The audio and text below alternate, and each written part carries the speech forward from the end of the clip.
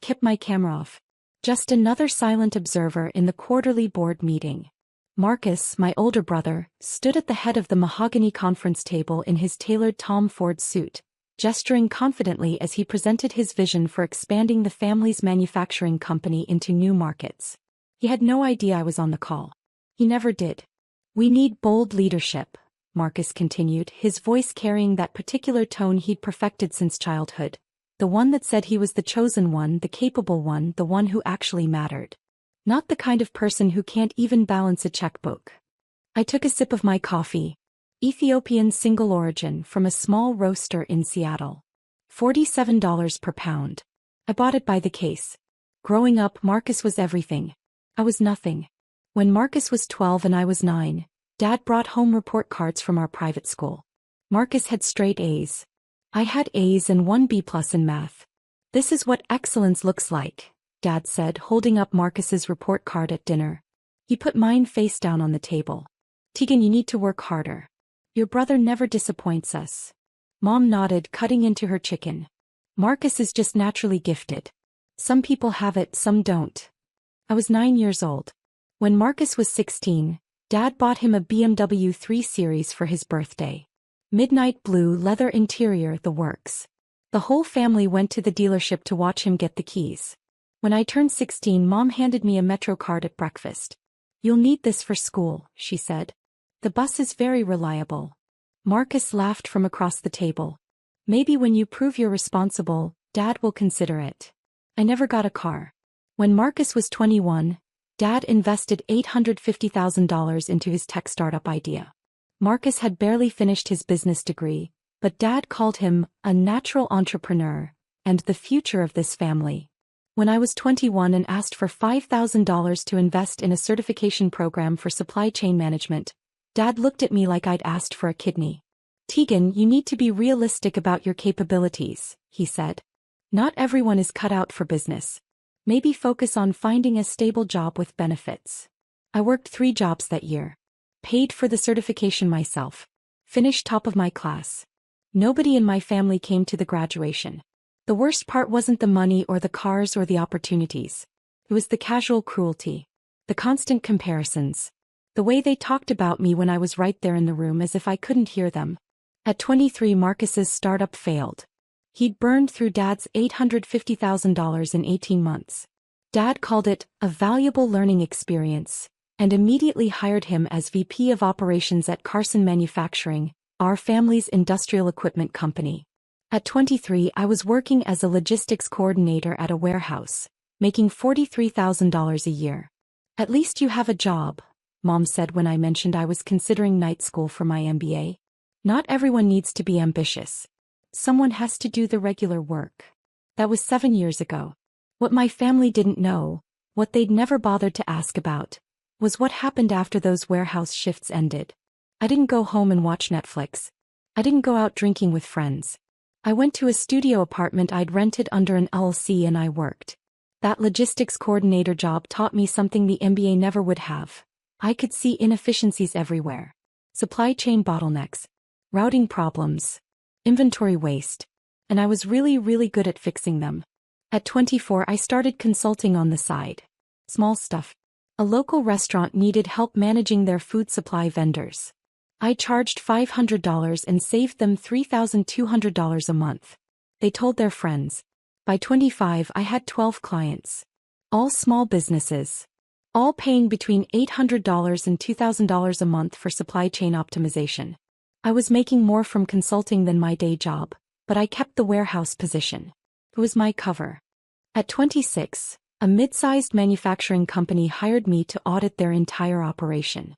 I found $1.7 million in annual waste. They paid me $95,000 for 3 months of work and asked if I wanted to join full-time. I said no. I had a better idea. I incorporated Meridian Supply Solutions.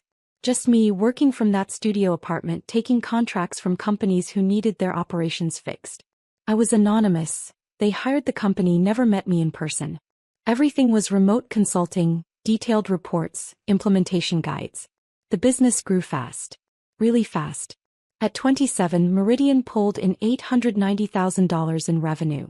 I netted $510,000 after expenses. At 28, I hired my first employees. 2 logistics specialists, 1 data analyst. Revenue hit $2.1 million. At 29, we landed a contract with a Fortune 500 manufacturer. That single contract was worth $4.7 million over 2 years. I still lived in a modest apartment. Drove a 7-year-old Honda Civic. Wore clothes from Target. My family had no idea. At 30, Meridian Supply Solutions was valued at $67 million. We had 43 employees. We'd optimized supply chains for 18 major corporations. I own 100% of it. But I was just getting started. 6 months ago, something interesting crossed my desk. Carson Manufacturing, my family's company, the one Marcus ran as VP of Operations, the one Dad had built over 30 years, was struggling. Their supply chain was a disaster. Costs were ballooning. Delivery times were terrible. Major clients were threatening to leave. The board was looking for solutions. They'd heard about a consulting firm called Meridian Supply Solutions that specialized in exactly this kind of operational rescue. They reached out. I took the meeting. Video call, camera off. I sent my director of operations to handle the face-to-face presentations. I stayed in the background analyzing their data. Their problems were worse than I'd expected.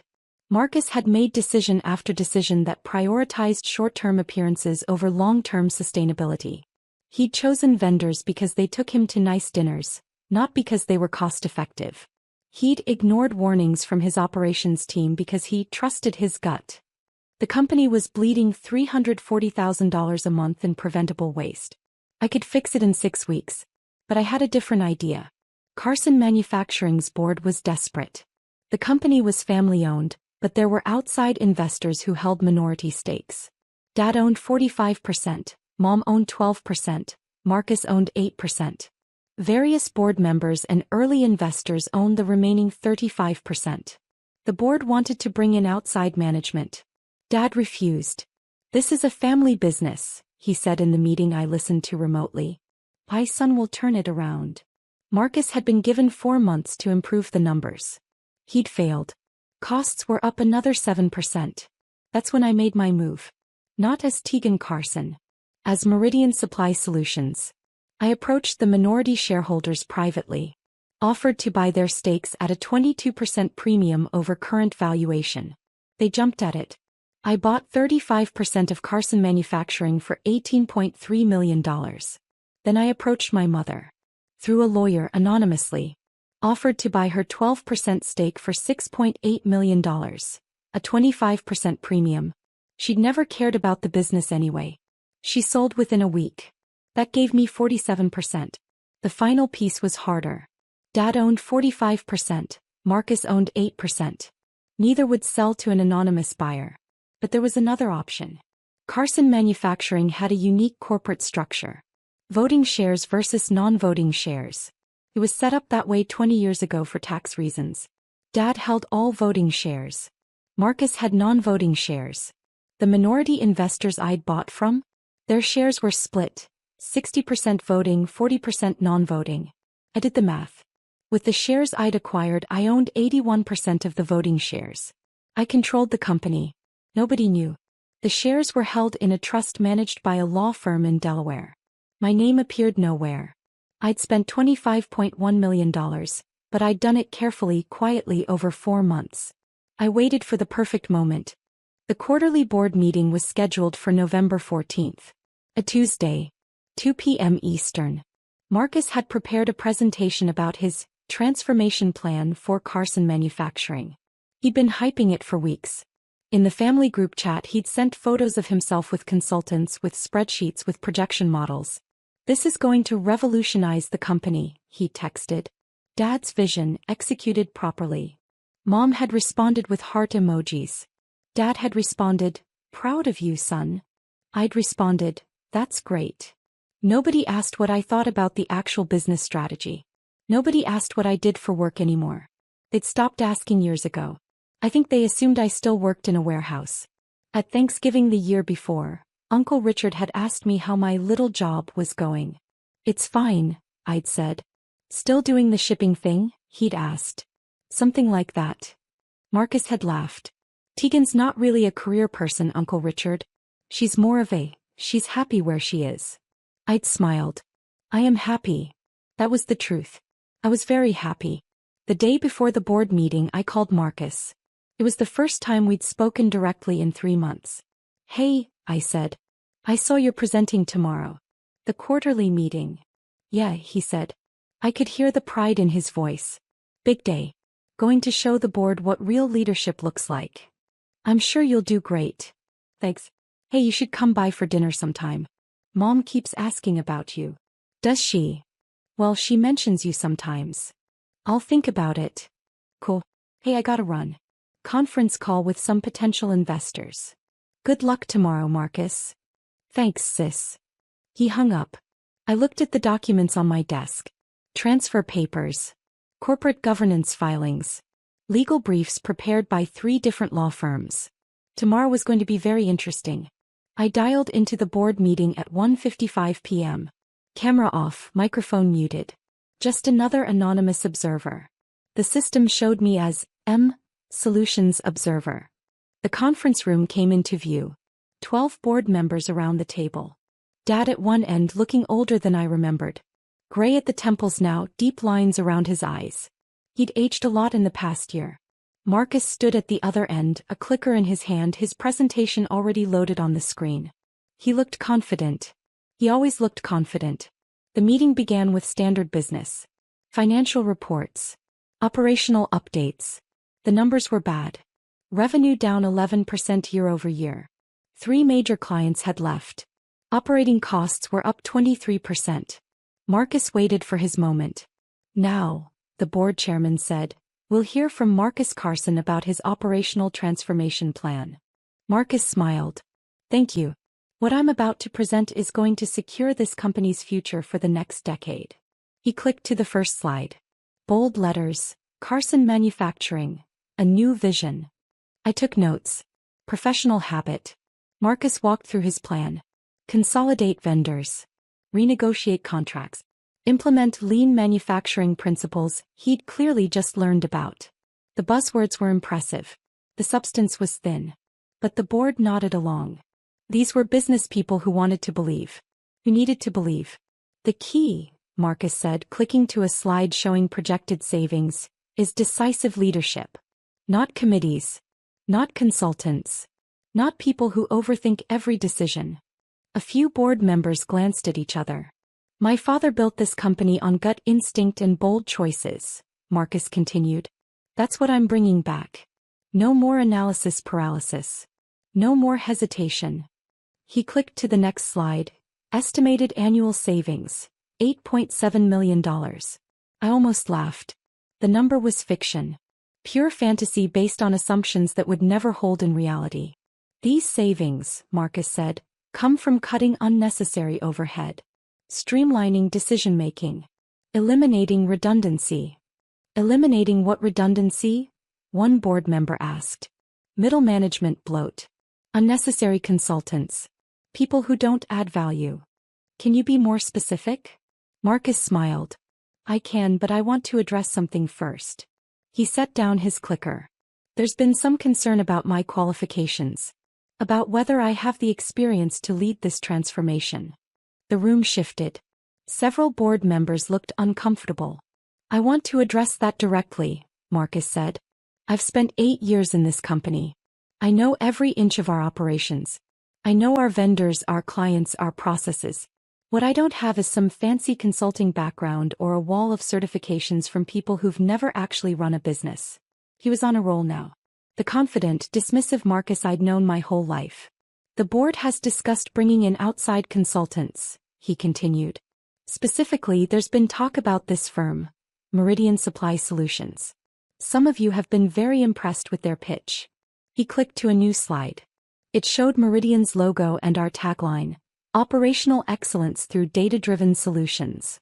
My heart rate didn't change. I'd expected this. Here's what I know about Meridian, Marcus said. They're expensive. They're slow. They come in, analyze everything to death and present reports that look impressive but don't actually change anything. I've seen it a dozen times. The board chairman cleared his throat. Marcus, we've reviewed their proposal. It's quite comprehensive. I'm sure it is. But here's the thing. Marcus leaned forward on the table. Do we want to pay outsiders millions of dollars to tell us what we already know? Or do we want someone who actually cares about this company to fix it? Several board members nodded. My father didn't build Carson Manufacturing by hiring consultants, Marcus said. He built it by trusting his judgment, by taking risks, by being bold. That's what this company needs now. Not some anonymous firm that'll study us for 6 months and then leave. He clicked to his final slide, Carson Manufacturing, Family Leadership for a Strong Future. I'm asking this board, Marcus said, to trust me. Give me 6 months. If I don't deliver these numbers, I'll step down. But I know I can do this. This company is in my blood. Dad was smiling. Proud. The board chairman looked around the table. Any questions for Marcus?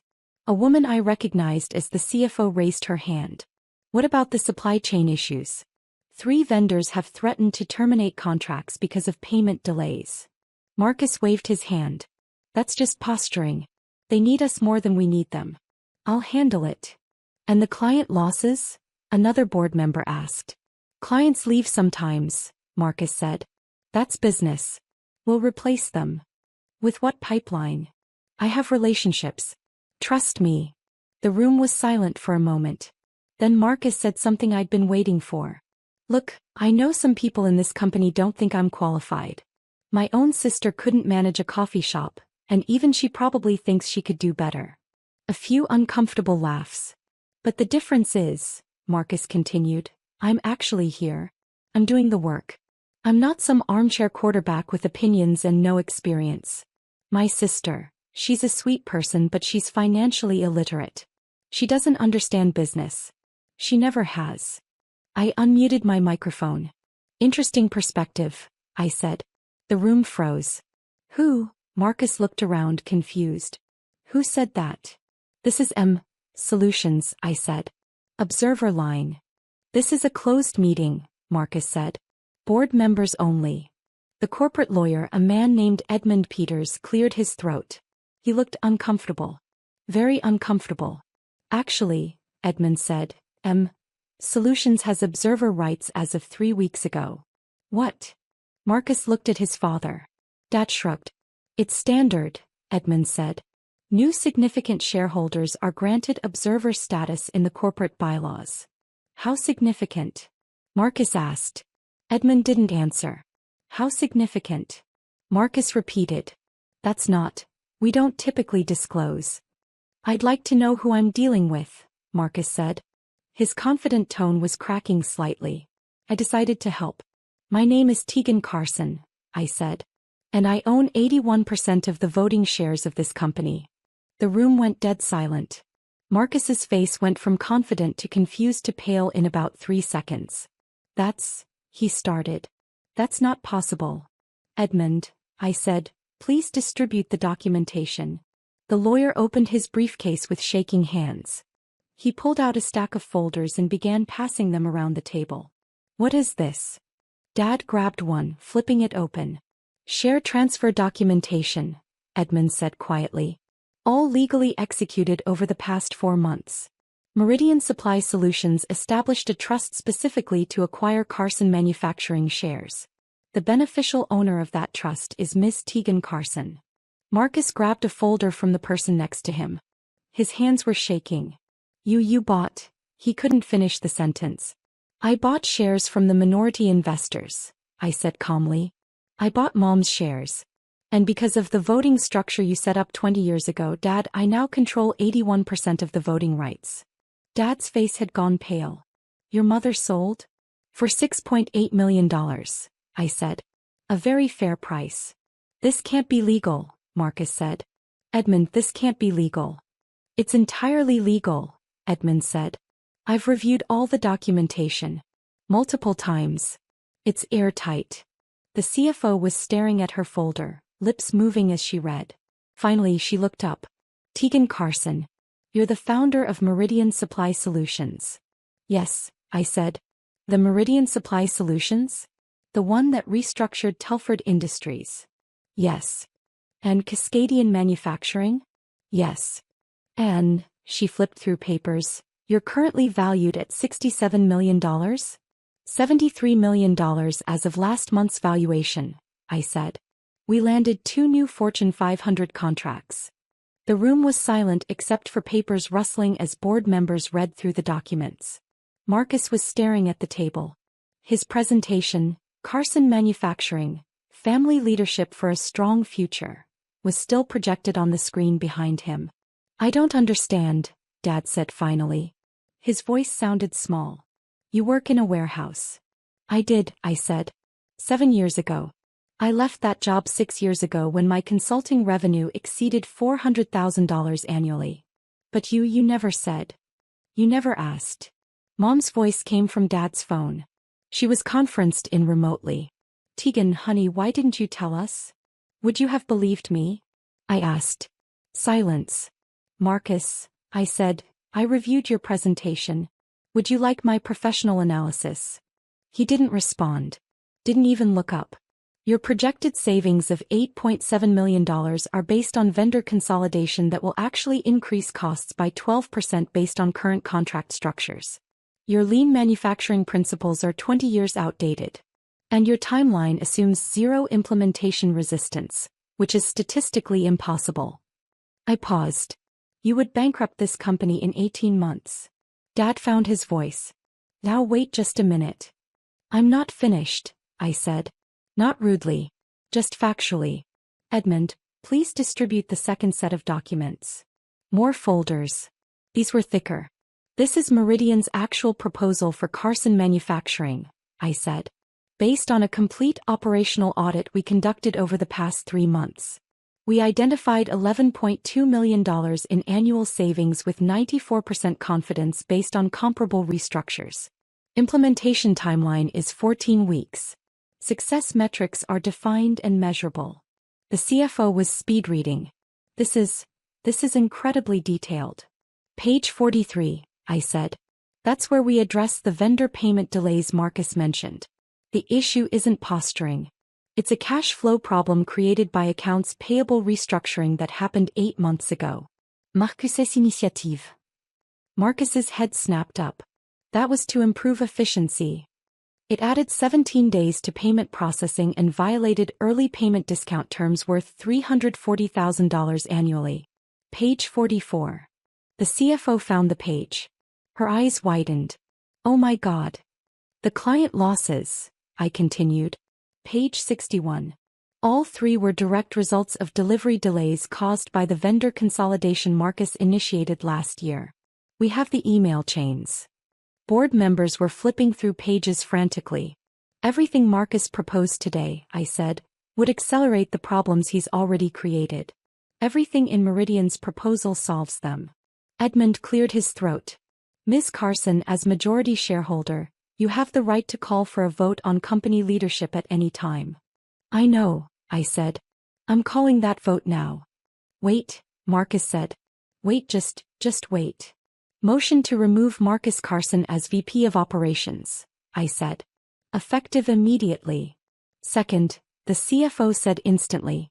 All in favor? Edmund asked. 8 hands went up. Only Dad and 1 other board member, Dad's old college friend, kept their hands down. Motion passes, Edmund said quietly. Marcus's face crumbled. He looked at Dad. Dad. Motion to appoint Meridian Supply Solutions as operational consultants, I continued, with full implementation authority. Contract terms as outlined in the proposal. Duration 14 weeks with option to extend. Second, the CFO said again. All in favor? 9 hands this time. Only Dad abstained. Motion passes. The room was silent. Finally, I said, motion to restructure executive leadership. I'm recommending we hire a professional CEO with manufacturing experience.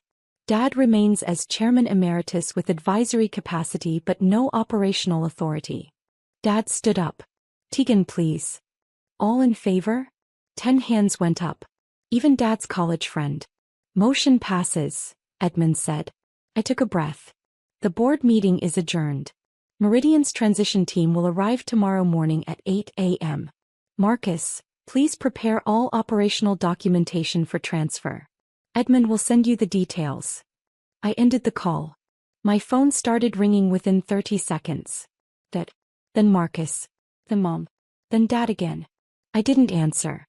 Instead, I called my director of operations. The vote passed. All 3 motions. Send in the team tomorrow as planned. Congratulations, she said. You must feel amazing. Did I? I wasn't sure what I felt. I walked to my window. My apartment wasn't modest anymore. I'd moved 6 months ago. Penthouse in downtown Seattle. Floor-to-ceiling windows overlooking the sound. I'd bought it with cash. My phone buzzed. A text from Marcus, please call me.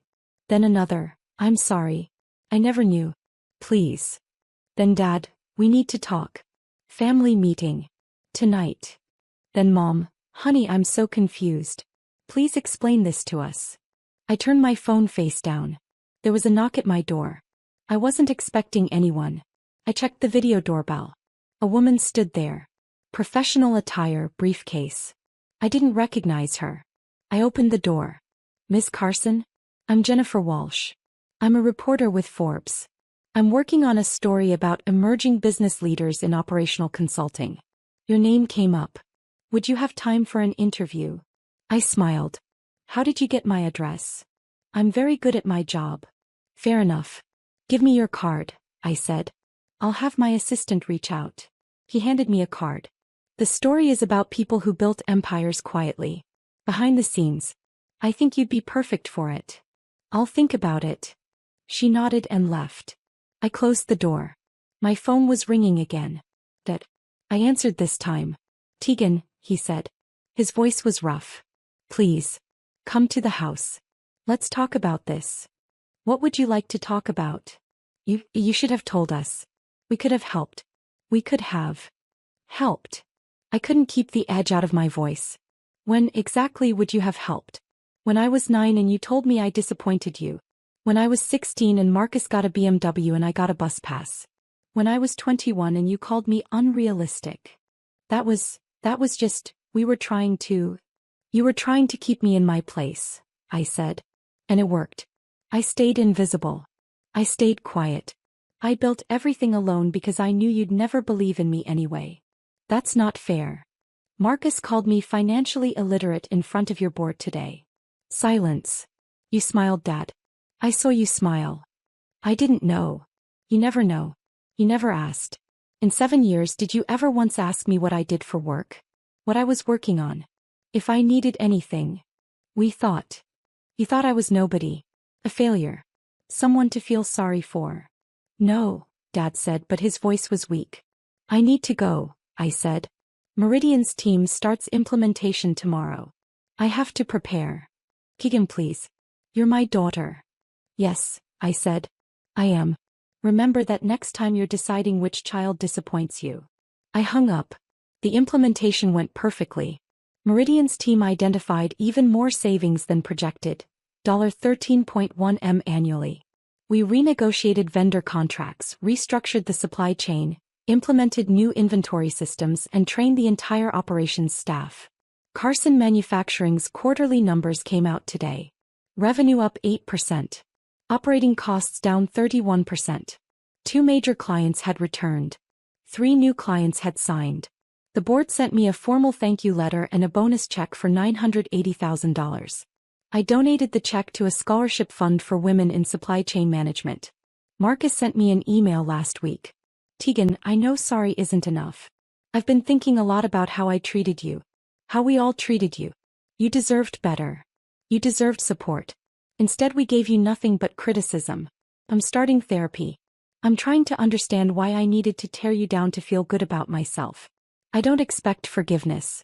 But I wanted you to know I see it now. I see what we did to you. And I'm ashamed. Marcus. I read it 3 times. I didn't respond. Mom called yesterday. Your father wants to have dinner. All of us.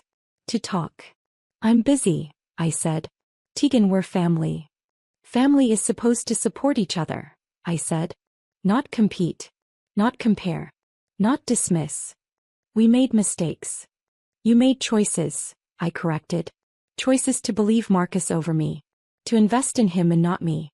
to celebrate his mediocrity and criticize my excellence. Those weren't mistakes. Those were decisions you made every single day for 20 years. What do you want from us? Mom asked. Her voice cracked. Nothing, I said.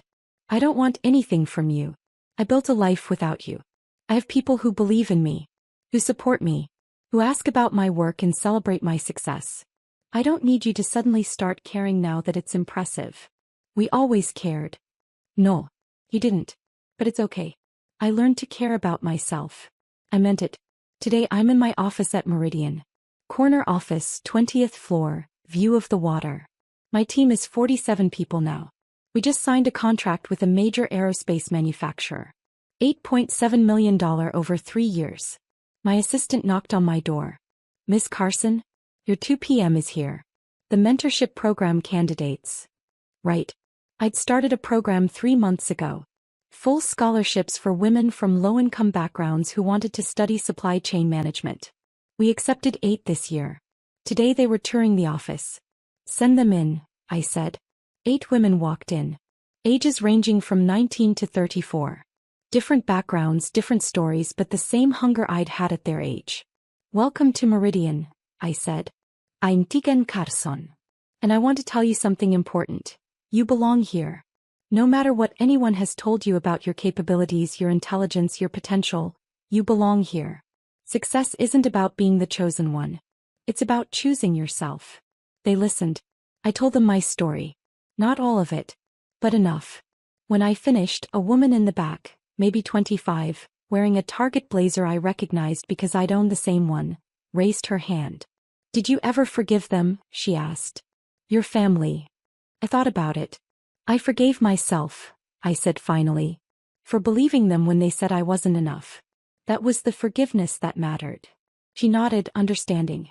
After they left, I stood at my window looking out at the city. My phone buzzed. A text from Marcus. Saw the Forbes article. You deserve it. I'm proud of you. Even if I have no right to say that. I almost deleted it. Instead I typed, thank you. Maybe someday we'd have a real conversation.